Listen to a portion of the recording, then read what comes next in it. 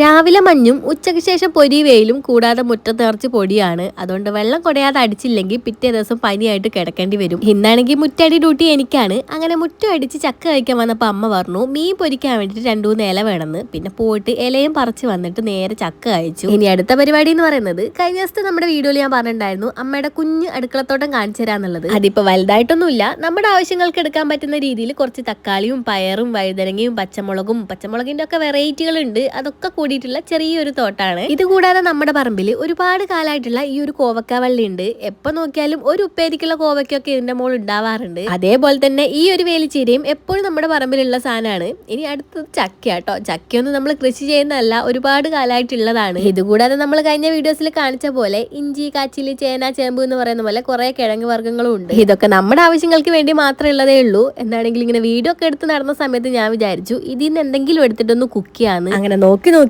എളുപ്പപ്പടിയായിട്ടുള്ള വഴുതനങ്ങ തന്നെ പറിച്ചു. വഴുതനങ്ങ എന്ന് പറയുന്ന സാധനം സാമ്പാറിൽ മാത്രം കണ്ടിരുന്ന ഒരു കാലം എനിക്കുണ്ടായിരുന്നു. പക്ഷെ ചെന്നൈയിൽ ഉണ്ടായിരുന്ന ടൈമിലാണ് ഇതിങ്ങനെ മീൻ വറക്കുന്ന പോലെ വറുത്തിട്ട് കഴിച്ചത്. അതിനുശേഷം ഈ ഒരു സാധനം എനിക്ക് ഭയങ്കര ഇഷ്ടമാണ് ഇതുപോലെ കഴിക്കാൻ വേണ്ടിയിട്ട്. പക്ഷേ ഈ ബാഡ് ലക്ക് എന്നൊക്കെ പറയുന്ന പോലെ കറക്റ്റ് ആ സമയത്ത് ഗ്യാസ് തീർന്നു പോയി. പിന്നെ തോറ്റു കൊടുക്കാൻ മനസ്സിലാത്തതുകൊണ്ട് ആ ഒരു സാധനം എടുത്ത് നേരെ ആപ്പന്റെ വീട്ടിലേക്ക് പോയി. അവിടെ പോയിട്ടായിരുന്നു അടുത്ത കുക്കിംഗ്. അടുപ്പ് കത്തിക്കാനുള്ള മടി കൊണ്ടൊന്നല്ല, ഈ ഒരു സാധനം അടുപ്പിലൊക്കെ വെച്ച് കരിഞ്ഞു പോകുന്നു പേടിച്ചിട്ടാണ് നേരെ മീത്തലേക്ക് ഓടിയത്. മീത്തൽ എന്ന് പറയുന്നത് സ്വന്തം അച്ഛന്റെ അനിയന്റെ വീടാണ്. ബന്ധുക്കളൊക്കെ അടുത്തുണ്ടെങ്കിൽ ഇങ്ങനെയും കുറച്ച് ഗുണങ്ങളുണ്ട്. നമ്മുടെ സാധനം എന്താണെങ്കിലും അടിപൊളിയായിട്ട് കിട്ടി. ഞാൻ അതിന്ന് കുറച്ച് നന്ദയ്ക്ക് മാറ്റി വെച്ചിട്ട് നേരെ വീട്ടിലേക്ക് പോന്നു. വീട്ടിലെത്തി പിന്നെ കാത്തു നിൽക്കാനൊന്നും ടൈം ഉണ്ടായിരുന്നില്ല. ചോറും ചക്കക്കുരു മുരിങ്ങയിലേയും കറിയും വഴുതനങ്ങ പൊരിച്ചതും മീൻ പൊരിച്ചതും മുളക് പൊരിച്ചതും ഒക്കെ കൂട്ടിയിട്ട് അടിപൊളിയായിട്ട് ഫുഡ് കഴിച്ചു. പിന്നെ ഞാൻ ഈ ഇട്ടിരിക്കുന്ന ഡ്രസ്സ് ഫ്ലിപ്കാർട്ടിൽ നിന്നാണ്. ഇതിന്റെ കൂട്ടത്തിലൊരു വൈറ്റ് പാന്റാണ് പെയർ ചെയ്യുന്നതെങ്കിൽ ഇതിലും കൂടുതൽ രസമായിട്ടുണ്ടാവും. മാത്രമല്ല നമ്മളൊന്ന് ഷേപ്പ് കൂടെ ചെയ്യുകയാണെങ്കിൽ നല്ല ഭംഗി ഉണ്ടാവും. എന്താണേലും ലിങ്ക് മുകളിൽ ടാഗ് ചെയ്ത് കൊടുക്കുന്നുണ്ട്. അപ്പൊ ഇന്നത്തെ വീഡിയോ എത്രയേ ഉള്ളൂ. Love you all.